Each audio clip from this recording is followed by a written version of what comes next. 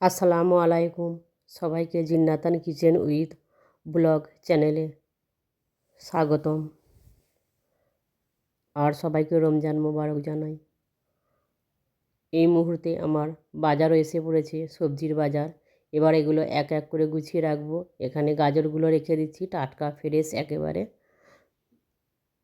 আর এখানে আছে পাকা টমেটো। প্রতিটা সবজি খুবই উপকারী সিজনের সবজি। এবার এখানে মটরশুঁটিগুলো রাখছি। মটরশুঁটিগুলো অনেকটাই আছে। চিকের মধ্যে থেকে ঢেলে না নিলে কেমন নষ্ট হয়ে যেতে পারে। এগুলো একে একে রাখা হচ্ছে, কেননা রান্না বান্না করতে হবে সমস্ত রেডি করে। আর এদিকে আছে ধনেপাতা, আর আছে কচি ডাঁটি।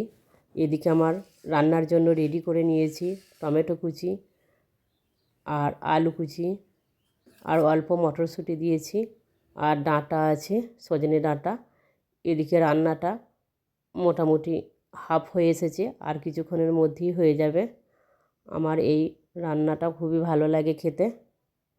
আর এদিকে অল্প একটু মুরগির মাংস ছিল, এটাকে মশলা মাখিয়ে রেখে দিয়েছি কিছুক্ষণের জন্যে। আর ততক্ষণে আলুটা ভেজে নিচ্ছি লাল করে। এখন নতুন আলু তরকারিতে দিলে বেশ ভালো লাগে। এদিকে রান্নাটা প্রায় আমার কমপ্লিট হয়ে এসেছে। দেখুন মাশাআল্লাহ কত সুন্দর হয়েছে।